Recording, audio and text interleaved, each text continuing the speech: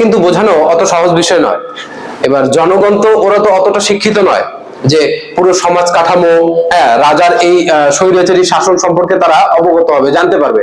তাদেরকে বোঝানো লাগবে, তাদেরকে অনুপ্রেরণা দিতে হবে, তাদেরকে উদ্বুদ্ধ করতে হবে যে আমরা কিন্তু মানে আমরা অত্যাচারিত নিপীড়িত হচ্ছি। তো সুতরাং এখন আর সময় নাই, এখন চলো আমরা তাদের বিরুদ্ধে, স্বৈরাচারী শাসনের বিরুদ্ধে কি করি, সংগ্রাম করি, বা বিপ্লব গঠন করি। তো এর পেছনে সবচেয়ে বড় অবদান যে ছিল ওই সময়ের ফ্রান্সের যে দার্শনিকগণ ছিল, দার্শনিক, ফিলোসফার, দার্শনিকরা কি এরা তো মানে হায়ার এডুকেটেড পারসন, এরা তো লেখালেখি করে, মানে দর্শন শাস্ত্র বা এরা সমস্ত বিষয় নিয়ে অবগত। তখন কি তারা সাধারণ মানুষের উদ্দেশ্যে বিভিন্ন গ্রন্থ রচনা করে, পার্সিয়ান লেটার্স, তো এরকম আরো বিভিন্ন বিভিন্ন গ্রন্থ রচনা করে, যার মাধ্যমে সমগ্র ফ্রান্স জনগণ বুঝতে পারে যে আমাদের অবশ্যই এখন এই স্বৈরাচারী শাসনের অবসান ঘটিয়ে এই রাজতন্ত্রের অবসান ঘটিয়ে আমাদেরকে কি নিয়ে আসতে হবে, গণতন্ত্র নিয়ে আসতে হবে। তবেই ফ্রান্সে কি হবে, এই পূর্ব রাজতন্ত্র ধ্বংস হয়ে নতুন একটা আমরা সমাজ গড়ে তুলতে পারবো, যেখানে আমরা একটু স্বাধীনভাবে একটু মৈত্রীর সঙ্গে বসবাস করতে পারবো। এই উদ্দেশ্যে এই জনমত গঠন হয়। জনমত গঠন বোঝো, জনমত কি? আমাদের জনমত বলতে কি, আমাদের জনমত এখন আছে পেপার, যেগুলো আছে পেপার আমাদের জনমত। পেপারে কিন্তু দেখবে একটা উত্তরবঙ্গ পেজে দেখবে একটা জনমত গঠন আছে, মানে আমাদের মতামত কি, আমাদের মতামত কি, এটা আমরা ওই পেপারের মধ্যে ব্যক্ত করতে পারি। তো সেরকম জনমত গঠনের মাধ্যমে কিছু দলের সৃষ্টি হয়েছিল, জ্যাকোবিন, জিরন্ডিন, পেট্রিয়টিক, হেরাটিস্ট, এরকম বেশ কিছু দল গঠন হয়েছিল। মানে দল মানে সংগঠন, রাজনৈতিক সংগঠন। মানে এরা এই রাজার বিরুদ্ধে, মানে ফরাসি রাজার বিরুদ্ধে সোচ্চার হওয়ার জন্য এই দলগুলো গঠন করেছিল। বুঝতে পারলে? সামাজিক ক্ষমতা বন্টনের বৈষম্যের বিরুদ্ধে মন্টেস্কু, এই যে মন্টেস্কিউ, এখানে আছে মন্টেস্কিউ, কিন্তু অ্যাকচুয়ালি কোথাও কোথাও আছে মন্টেস্কু। মন্টেস্কু লিখলেও হয়, ম নয়তো একা দন্ত সয়কা হুস্যু, মন্টেস্কু। পার্সিয়ান লেটার্স একটা গ্রন্থ তিনি রচনা করেছিলেন, পার্সিয়ান লেটার্স, এখানে আছে না মন্টেস্কু, এই যে এখানে একটা দা হয়, দ্য পার্সিয়ান লেটার্স গ্রন্থে ফ্রান্সের সমসাময়িক সমাজ ব্যবস্থার কঠোর সমালোচনা করেন। এবার সমালোচনা করলে তবেই তো বুঝবে সাধারণ জনগণ যে না না, এটা তো ঠিক হচ্ছে না, আসলে তো ঠিক বলছে। এই গ্রন্থে মন্টেস্কু যিনি লিখেছেন দ্য পার্সিয়ান লেটার্স গ্রন্থে, যে তিনি তো ঠিকই বলেছেন যে সত্যি কি হচ্ছে এখানে, আমাদের বিরুদ্ধে, আমাদের সঙ্গে মানে ঠিক হচ্ছে না, ন্যায় বিচার হচ্ছে না। তখন তারা সমালোচনা করা শুরু করে এই গ্রন্থের মাধ্যমে। দার্শনিক রুশো নতুন সমাজ গঠনের সমর্থনে জনমত গড়ে তোলেন। রুশো তার দ্য সোশ্যাল কন্ট্রাক্ট, এগুলো কিন্তু খুব কমন প্রশ্ন। এটা বুশো না, এটা কিন্তু রুশো, এখানে বুশো লিখছে। এগুলো শর্ট প্রশ্নে আসে যে পার্সিয়ান লেটার্স গ্রন্থটি কার লেখা, তখন আমরা বলবো মন্টেস্কু। তারপরে সোশ্যাল কন্ট্রাক্ট, সামাজিক, এই যে এটা লেখা হচ্ছে রুশো। এই গ্রন্থের মাধ্যমে তারা কিন্তু ফরাসি সরকারকেই দায়ী করে। মানে এই যে বৈষম্য মানে কি? বৈষম্য তোমার আমার মধ্যে যদি একটা বৈষম্য খোঁজে, বৈষম্য মানে কি? বৈষম্য মানে ডিফারেন্স, পার্থক্য। এত ভেদাভেদ কিসের? মানে আমরা যদি আমরা কর দেই, ঠিক আছে, আমরা তো এখনো ট্যাক্স দেই, আমরা কিন্তু প্রত্যেকটা জিনিসের জন্য ট্যাক্স দেই। তোমরা একটা 5 টাকার একটা চকলেট খাবে, ওখানেও ট্যাক্স লেখা থাকে, কিন্তু দেখবে অল ট্যাক্সেস ইনক্লুডেড রেস 5, মানে সব ট্যাক্স নিয়ে 5 টাকা দাম। আসলে চকলেটটা তো 5 টাকা তৈরি হতে হয়তো কোম্পানির 1.5 টাকা খরচ হচ্ছে, বাকি ট্যাক্স, প্যাকেটিং খরচ, ভেহিকেল খরচ, ট্রান্সপোর্টিং খরচ, এগুলো মিলে 5 টাকা দাম হয়েছে। তো আমরাও ট্যাক্স দিই, কিন্তু প্রত্যেকটার উপরে ট্যাক্স দেয়, লবণ খাই, মানে সব জিনিসের উপর ট্যাক্স দেয়, জামা কাপড়, জুতো, বই খাতা যা পড়ি সব ট্যাক্স। কিন্তু এরকম কি আছে যে তুমি দোকানে যাবে, 5 টাকার চকলেট তোমার কাছে 3 টাকা নেবে, আমার কাছে 5 টাকা নেবে, সবার কাছেই 5 টাকা? তাহলে ফ্রান্সে কেন ওই 3টি সম্প্রদায় যে ছিল, যাজকদের কাছ থেকে বা অভিজাতদের কাছ থেকে কেন ট্যাক্স নেওয়া হবে না? নিবে সবার কাছ থেকে নাও। এই যে বৈষম্য কেন, এত ভেদাভেদ কেন? এবং এই বুর্জোয়ারা কোনোদিন রাজা হতে পারবে না বা অভিজাত শ্রেণীর অন্তর্ভুক্ত হতে পারবে না, এই বৈষম্যগুলো কেন? এই বৈষম্যের বিরোধিতাই তারা এই গ্রন্থে করেছিলেন। বুঝতে পারলে? দার্শনিক রুশো নতুন সমাজ গঠনের সমর্থনে জনমত গড়ে তোলেন। রুশো, এটা রুশো, বুশো নয় কিন্তু। রুশো তার দ্য সোশ্যাল কন্ট্রাক্ট গ্রন্থে সামাজিক বৈষম্যের জন্য স্বৈরাচারী ফরাসি সরকারকে দায়ী করেন। তিনি ডিসকোর্সেন on the origin of inequality, এই গ্রন্থে তিনি এই সামাজিক বৈষম্যটা বিশেষ করে তুলে ধরেন, যে এত ভেদাভেদ কোনো চলবে না, আমরা সকলেই সমান। যদি এটা রাজা মানতে পারে তাহলে ভালো, আর যদি না পারে তাহলে রাজাকে আমরা কি করব, সরাবো। এই উদ্দেশ্যে তারা এই দলগুলো আছে না, জ্যাকোবিন, জিরোন্ডিন, প্যাট্রিয়টিক, হেবাটিস্ট, ফিউল্যান্ড, এই প্রভৃতি দলগুলো ফ্রান্সের সামাজিক ক্ষমতা বন্টনের বৈষম্যে সোচ্চার হন, বিরুদ্ধে সরব হন। এর মধ্যে এই যে দুটো দল দেখতেছো, জ্যাকোবিন আর জিরোন্ডিস, এরাই প্রধান। পরবর্তীতে এই দলের মধ্যে আবার মানে ক্ষমতা দখলের লড়াই হয়, আমরা পরবর্তী চ্যাপ্টারে পড়বো। স্টেট জেনারেল কি? সাধারণ সভা ফ্রান্সের। হ্যাঁ, সাধারণ সভা মানে 175 বছর পর, 175 ইয়ার্স পরে ফ্রান্সে এই সাধারণ সভার আয়োজন করা হয়। তার আগে কোনোদিন এই সাধারণ সভা হতো না, মানে রাজা যেমন করে চালাতো তেমন করেই কিন্তু চলতো। তো যখন 175 বছর পর এই যে জেনারেল সভার আয়োজন করা হলো, সেই সময় একটা বিষয় নিয়ে দ্বন্দ্ব হলো। 1789 খ্রিস্টাব্দের 5ই মে স্টেট জেনারেলের নামে জাতীয় সভার অধিবেশন শুরু হয়। অধিবেশন মানে যে বিভিন্ন বিষয়ে আলোচনার জন্য যে নির্দিষ্ট দিন ধার্য করা হয়, অধিবেশন বসে, সেই অধিবেশন শুরু হয়। তো সেই অধিবেশনে মাথা পিছু ভোটের দাবি করা হয়। যে আগে এরকম ছিল যে তৃতীয় সম্প্রদায়কে ভোট দিতে হবে না, তৃতীয় সম্প্রদায়ের মধ্যে যদি 2 জন দেয় তাহলে পুরো তৃতীয় সম্প্রদায়ের ভোট দেওয়া হয়ে যাবে। তো এমনটা তো না, আমরা এখন যে ভোট দিতে যাই, যে আমাদের পরিবারে 10 জন আছে, আমার বাবা ভোট দিয়ে আসলে আমাদের 10 জনের দেওয়া হয়, তা হবে কি? আমাদের প্রত্যেকের নিজস্ব অধিকার আছে একটা ভোট দেওয়ার। আমার অধিকার, আমি কাকে পছন্দ করি সেটা আমার ব্যাপার। এই অধিকারটা আমি ভোট মানে সেই বাটনের মাধ্যমে আমি প্রকাশ করব যে আমি এনাকে সাপোর্ট করলাম, তাই না? তারপরে যে জিতবে সে সরকার হবে, বা সে মন্ত্রী হবে, বা সে পঞ্চায়েত প্রধান হবে। তো এই মাথা পিছু ভোটের দাবি করে যে সবাই ভোট দিবে, সবাইকে ভোট দিতে দেওয়া হোক।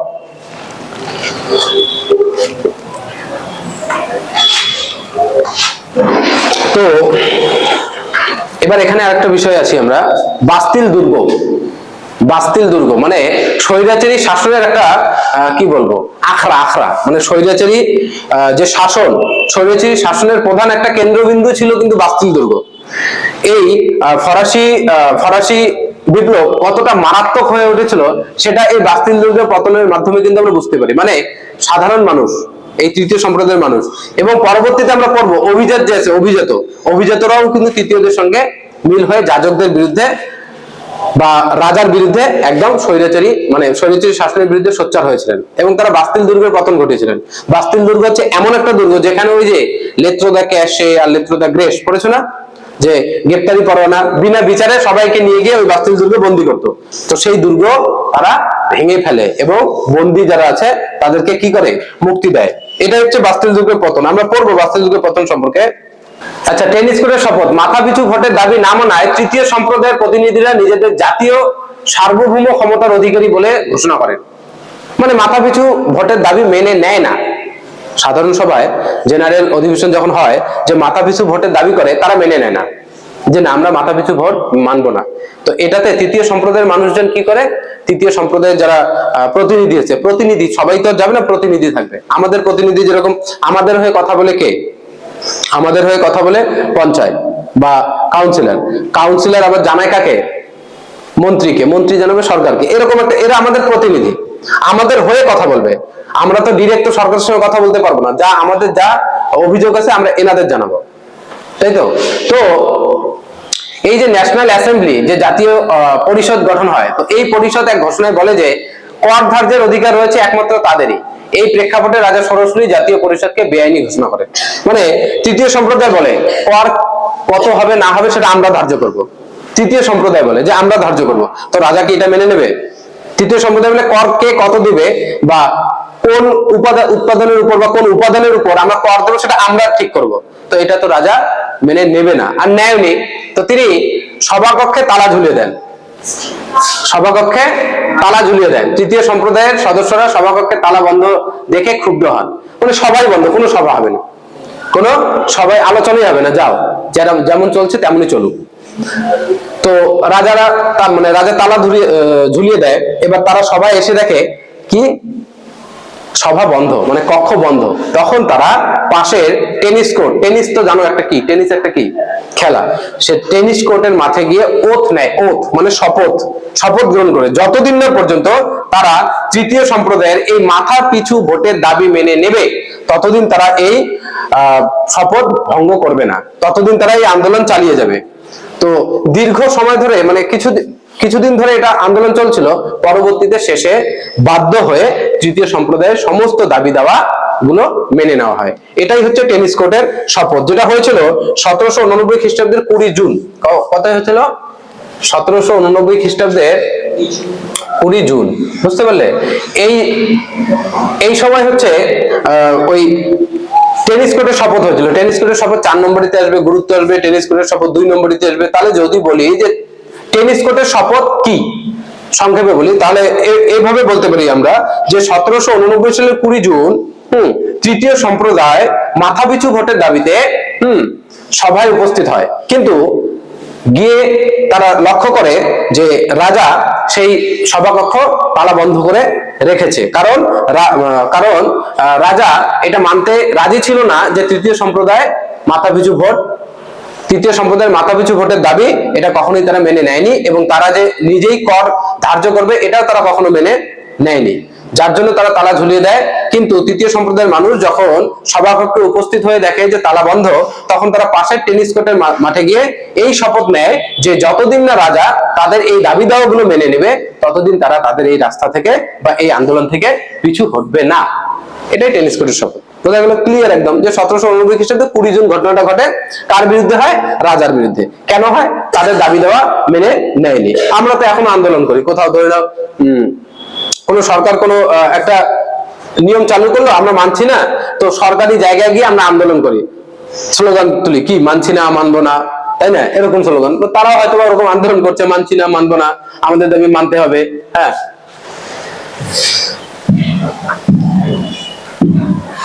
এটা হচ্ছে টেনিস কোর্টের শপথ। এগুলো সব আমরা তো নোট পড়বোই।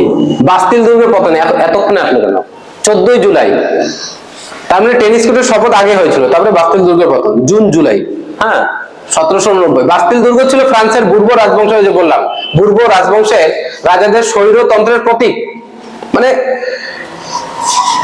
তারা যে স্বৈরাচারী ছিল তার প্রমাণ হচ্ছে একটা বাস্তিল দুর্গ, কারণ এখানে সমস্ত বন্দীদের মানে সমস্ত মানে অপরাধীদের বন্দী করে রাখা হতো যারা অপরাধ করেনি, সন্দেহভাজন ব্যক্তিকে এখানে রাখা হতো। এই যে লেত্র দা ক্যাশ আইনের দ্বারা গ্রেপ্তার হওয়া ফরাসিদের এখানে রাখা হতো, যেটা বললাম লেত্র দা ক্যাশে আমরা জানি গ্রেপ্তারি পরোয়ানা, যে সন্দেহ হলো আমি দোষ করছি না করছি সেটা পরের ব্যাপার, প্রমাণ তো হয়নি, সন্দেহ হচ্ছে, তুলে নিয়ে চলে গেল। এখন কি এরকম হবে? পুলিশ আমাকে সন্দেহ করলো, তুলে নিয়ে চলে গেলো, মানবে? অ্যারেস্ট ওয়ারেন্ট দেখাতে হবে, তাই না? অ্যারেস্ট ওয়ারেন্ট দেখাও। তোমাকে যদি কেউ কোনোদিন অ্যারেস্ট করতে আসে পুলিশ, তুমি আগে বলবে আগে অ্যারেস্ট ওয়ারেন্ট দেখাও, তাই না? আর কথার কথা যদি পুলিশ অ্যারেস্ট ওয়ারেন্ট আনছে, তাহলে তার একটা থাপ্পড় দিয়ে বলবে এই যে অ্যারেস্ট ওয়ারেন্ট, চলো, তাই না? তো মাঝে মাঝে ওরকম হয়, বাইকে চেক ইন বসে না, তো বাইকে চেক ইন বসার সময় কিন্তু ওদের কাছে কিন্তু অর্ডার কপি থাকে, থানা থেকে অর্ডার দেয় যে আজকে এই জায়গায় গিয়ে তোমরা চেক ইন করো। তো কখনো কখনো কালোবাজারি হয়, যে কিছু কিছু অফিসার আছে যে আজকে চলো একটু এক্সট্রা কামাই করা যাক, কোনো অর্ডার কপি নেই, উপর থেকে কোনো অর্ডার দেয়নি আইসি, ওরা গিয়ে বাস ধরে নাও জামতলায় বসে বিন্দাস গাড়ি ধরছে আর টাকা নিচ্ছে, ওরা কিন্তু সেদিন সিজার লিস্ট দিতে পারবে না। সিজার লিস্ট দেয় যদি তুমি মানে ঘুষ না খাওয়াও, যে আমার যা আছে কেস আছে, আমি কেস লড়বো, হ্যাঁ, আমার কাগজপাতি কোর্টে জমা, গাড়িতে জমা নেয় না, কাগজ নেয়, কিন্তু কাগজ জমা নেন আর আমাকে দেন, সিজার লিস্ট দেন। 15 দিন সময় থাকে, 15 দিনের মধ্যে তোমার যা ফাইন হয়েছে ওই ফাইন তুমি ব্যাংকে জমা করবে, ব্যাংকের থেকে একটা কপি নিবে, কপি নিয়ে থানায় দেবে, তোমাকে কাগজ দিয়ে দেবে। এটা হচ্ছে সিস্টেম আইনি মতে। তাহলে ওই টাকাটা কার খাতায় যায় বলো তো? পুরো সরকারের খাতায়। এবার ধরলো, এবার বলে স্যার একটু সাইডে আসেন, আসলে 500 টাকা দিলে ছেড়ে দিল, ওই 500 টাকা কোথায় গেলো? ওনার পকেটে। তো অর্ডার কপি না থাকলে ওনারা এইভাবে টাকা নেয়। এবার যদি তোমার ধরে নাও কাগজপাতি, তুমি ডিফেন্সের চাকরি করো, তোমার কাগজপাতি পুরো টনটন একদম, শুধু ধরে নাও তুমি হেলমেট পরোনি, তাহলে হেলমেটের জন্য যা ফাইন আছে 200-250 টাকা বা 500 টাকা ফাইনটা করবে। কিন্তু তুমি তখন যদি বলো যে স্যার কিছু মনে না করলে আপনার অর্ডার কপিটা দেখি তো, যদি দেখাতে না পারে তখন কিন্তু পুলিশ ফেসে যাবে। এরকম একটা ঘটনা ঘটেছিল একজনের সঙ্গে, একজন ডিফেন্সের সঙ্গে ঘটেছিল। যেই বলছে অর্ডার কপি কই, মানে সেকেন্ডের মধ্যে যারা ছিল গাড়ি নিয়ে একদম থানা চলে এসছে, মানে আর ওখানে ছিল না। তো ব্যাপারটা হচ্ছে এরকম। তো ওই নেত্রদা ক্যাশ ওই সময়তে এরকম ছিল না ভাই, সন্দেহ হয়েছে, তোমাকে তুলে নিয়ে গেছে, নিয়ে গিয়ে কোথায় রাখছে? বাস্তিল দুর্গ। ওই বাস্তিল দুর্গ যেটাকে বলা হয় স্বৈরাচারীর একটা প্রতীক।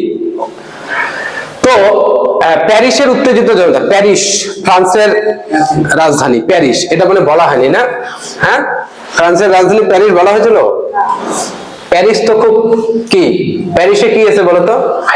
হ্যাঁ, ফ্রান্সের রাজধানী। কে গেছো আইফেল টাওয়ার স্বপ্নে? স্বপ্নে গেছো? ফ্রান্সের রাজধানী হচ্ছে প্যারিস।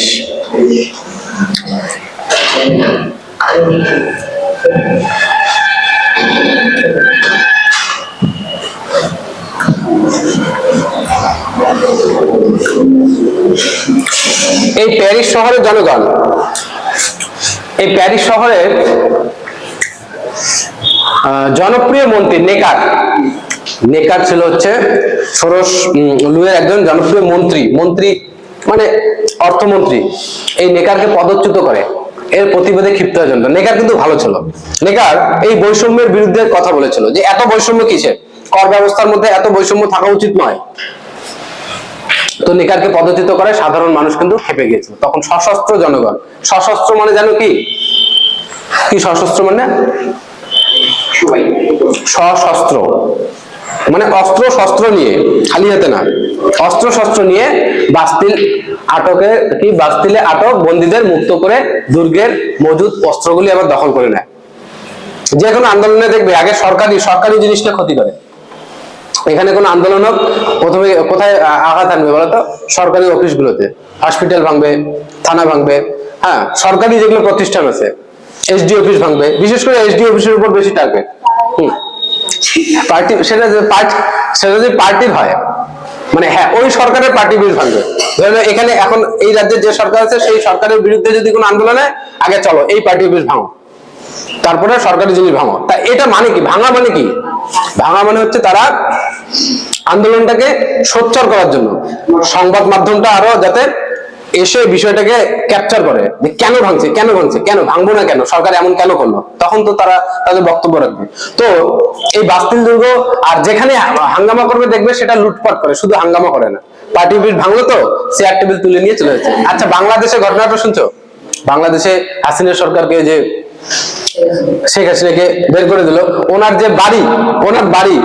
বাড়ি পুরো লুটপাট হয়েছে। মানে যে যেটা পাচ্ছে, একটা হাঁস যে আছে হাঁসও নিয়ে চলে যাচ্ছে, বেঞ্চ টেবিল চেয়ার ঘড়ি গাছ এটা নিয়ে চলে যাচ্ছে, বিছানা নিয়ে ঘাড়ে নিয়ে চলে যাচ্ছে, মানে লুটপাট যাকে বলে, লুটতরাজ। তো ওরকম বাস্তিল দুর্গ যে হামলা করেছিল, তো হামলা করে ওরা চলে যায়নি। বাস্তিল দুর্গের মধ্যে কি ছিল? নিশ্চয়ই দামি দামি অস্ত্র ছিল, সেই অস্ত্রগুলো ওরা লুট করেছিল। তো এটা কিন্তু খারাপ বিষয় না, কারণ সরকারের বিরুদ্ধে প্রতিবাদের এটা একটা অন্যতম একটা মাধ্যম তারা খুঁজে পেয়েছিল। এটাই হচ্ছে বাস্তিল দুর্গের পতন। তাহলে বাস্তিল দুর্গের পতন কত সালে হলো? 1789 সালে 14 জুলাই। এটা মনে রাখবে। বাস্তিল দুর্গ, এই পড়ার মাঝে একটু হাসি মনে হচ্ছে, একটু মানে রিচার্জ।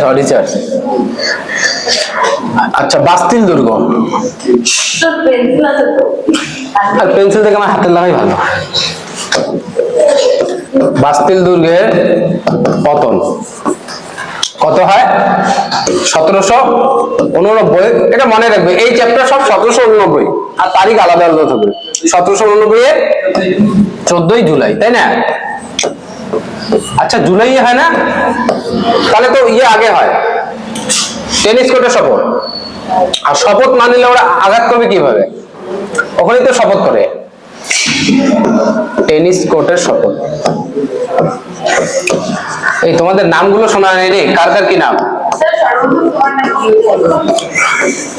টেনিস কোর্টের শপথ। টেনিস কোর্টের শপথ কত? 1789 এর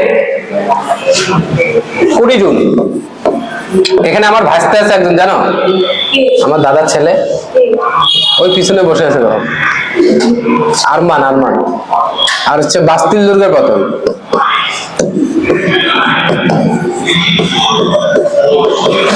আমাদের স্কুলে অ্যানাউন্স হচ্ছে,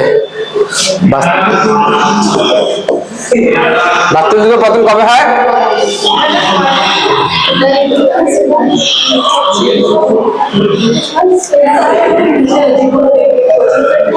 না না, আমার স্কুলের নাম দিনেটা স্মার্ট স্কুল। এখানে দিনেটা স্মার্ট কোচিং সেন্টার, আবার বাস্তলা একটা আছে, বাস্তলা স্মার্ট কোচিং সেন্টার, সব স্মার্ট। এটা হচ্ছে, এটা কত 14ই না? এটা 14ই জুলাই না?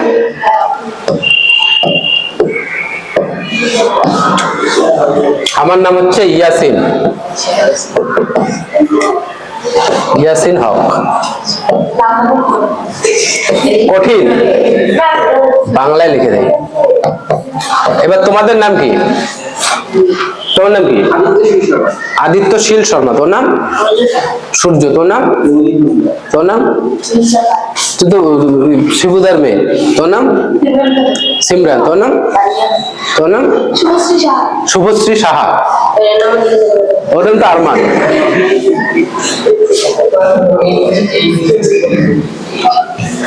তাহলে আজকে কিন্তু দুটো ইম্পর্টেন্ট। হ্যাঁ, বাস্তিল দুর্গের পতন আর টেনিস কোর্টের শপথ, এই দুটো কিন্তু ভেরি ভেরি ইম্পর্টেন্ট দুটো বিষয়। প্রত্যেকবার 2 নম্বরিতে অথবা 4 নম্বরিতে আসে। বাস্তিল দুর্গের পতন আর হচ্ছে টেনিস কোর্টের শপথ, লিখে নাও। এই দুটো হচ্ছে মুখস্থ করবে তোমরা। জাতীয় তথা সংবিধান সভা, এই বিষয়টা বোঝো একটু। আর একটা স্লাইড আছে মনে এর পরে। ফরাসি স্টেট জেনারেলের অধিবেশনে তৃতীয় সম্প্রদায়ের প্রতিনিধিরা নিজেদের সভাকে জাতীয় সভা হিসেবে ঘোষণা করে। নিজেদের সভাকে জাতীয় সভা হিসেবে ঘোষণা করে কারা? তৃতীয় সম্প্রদায়ের মানুষরা। যে আমরা যেটা সভা করব সেটাই জাতীয় সভা হবে, আর কোন রাজার কথা আমরা শুনছি না। এটা কত সালে? 17 জুন 1789 খ্রিস্টাব্দে। এরপর ফ্রান্সের 3টি শ্রেণী মিলিত অধিবেশন বসে 27 জুন। 3টি শ্রেণীর মিলিত অধিবেশন, প্রথম, দ্বিতীয়, তৃতীয় সম্প্রদায়। এবং জাতীয় সভার উপর সংবিধান রচনার দায়িত্ব দেওয়া হয়, ফলে জাতীয় সভা সংবিধান সভায় রূপায়িত হয়। মানে সংবিধান ছাড়া কোনো দেশ চলবে? সংবিধান মানে কি বলতো ইংরেজিতে? কে বলতে পারবে সংবিধানের ইংরেজি ওয়ার্ডটা কি? সংবিধান না, সংবিধান এক কথায় আইনের সমষ্টি সংবিধান। মানে এই সংবিধান অনুযায়ী যত, সব দেশেই সংবিধান আছে, সংবিধানহীন কোনো দেশ নাই। মানে উইদাউট, এবার এবার এবার ওয়ার্ডটা আসবে, উইদাউট কনস্টিটিউশন। হ্যাঁ, without constitution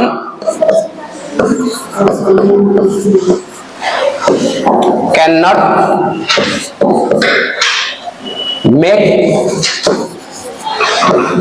a country. Without constitution cannot make a country. মানে এই যে সংবিধান ছাড়া কোনো দেশ একটা গঠন হতে পারে না। তো সেরকম এই যে সংবিধান জাতীয় সভার হাতে চলে যায়, সংবিধান রচনার দায়িত্ব, কনস্টিটিউয়েন্ট এই যে অ্যাসেম্বলি, হ্যাঁ, এটা রূপান্তরিত হয়। সংবিধান সভা একটি নতুন সংবিধান রচনা ছাড়াও স্থানীয় শাসন বিষয়ক সংস্কারের, আর্থিক সংস্কারের লক্ষ্য গ্রহণ করে। 1789 থেকে 1791 খ্রিস্টাব্দ পর্যন্ত এই 2 বছরের মধ্যে সংবিধান সভা ফ্রান্সের সংবিধান রচনার কাজ শেষ করে। সংবিধান সভার উদ্যোগ রচিত হয়। এই সংবিধানটি ছিল ফ্রান্সের প্রথম লিখিত সংবিধান, যা 1791 খ্রিস্টাব্দের সংবিধান নামে পরিচিত। তাহলে এতদিন ফ্রান্সে কোনো লিখিত সংবিধান ছিল না। কেন লিখিত সংবিধান থাকবে? রাজা মুখ দিয়ে যেটাই বলছে সেটাই সংবিধান, সেটাই নিয়ম ছিল। বলছে আই এম দ্য স্টেট, তো আই এম দ্য স্টেট। আমি বলছি লবণ কর দিতে হবে, গ্যাবেলা তো দিতে হবে। তো এটাই প্রথম, মানে 1791 খ্রিস্টাব্দের সংবিধান বলা হয়। এটাকে কি বলা হয়? যদি বলে যে ফ্রান্সের প্রথম লিখিত সংবিধান কি বা কোনটি, এই ফ্রান্সের প্রথম লিখিত সংবিধান কোনটি? 1791 খ্রিস্টাব্দের সংবিধান। এটাই প্রথম লিখিত সংবিধান। আমাদের দেশে কিন্তু একটা বিশাল বড় সংবিধান আছে। আমাদের দেশের সংবিধান হচ্ছে সবচেয়ে বৃহত্তম, কারণ আমাদের দেশের সংবিধানে এমন কোন দেশের সংবিধান নেই যে আমাদের দেশের সঙ্গে, আমাদের দেশে ওই সংবিধানটা নাই। সব দেশ থেকেই, ভালো ভালো দেশ থেকে আর কি, ফার্স্ট ওয়ার্ল্ড কান্ট্রির সংবিধান থেকে আমাদের দেশে নেওয়া ভালো। তবে সংবিধান অনুযায়ী কই হয়, সংবিধান অনুযায়ী কই হয়। যাই হোক, সংবিধান আসার জন্য অবশ্য আমরা একটু শান্তিতে আছি।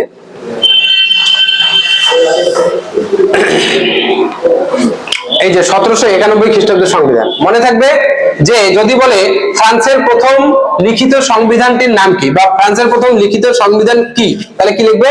1791 খ্রিস্টাব্দের সংবিধান, মানে নামটা একটু অড, নামটাই হচ্ছে সাল দিয়ে 1791 খ্রিস্টাব্দের সংবিধান, কারণ এটা 1791 খ্রিস্টাব্দে রচিত হয় প্রথম। জাতীয় পরিষদ সামন্ত প্রথা লেখছে, এটা সামন্ত প্রথা, সামন্ত প্রথা, ভূমিদাস প্রথা, সামন্ত কর, করভি। করভি বলে জানো করভি কি? এই বিষয়টা একটু বলি, করভি কি বলো তো? করভি বেগার খাটা। বেগার খাটা তাহলে কি? বেগার খাটা মানে এক কথায় বেকার খাটা, মানে আমার দ্বারা কাজ করে নিল কিন্তু টাকা দিল না, মানে আমি কোচিং এ পড়াই যাচ্ছি বেতন দিচ্ছে না, তাহলে হচ্ছে বেকার খাটা হবে। এবার টাইপ, ধর্মকর, এই করগুলোর আমি একদিন লিস্ট এর পরের দিন মনে করে দিবে, পরের আমি লিস্ট দিব, স্লাইডে থাকার না থাক, মানে কোন কোন কর আছে বিশেষ বিশেষ। প্রধানত প্রত্যক্ষ কর কিন্তু 3টি, এটা মনে রাখো। মনে আসলো তো? ফ্রান্সের প্রত্যক্ষ কর কয় ধরনের বা কয়টি বলতো? 3টি। কি কি বলতো?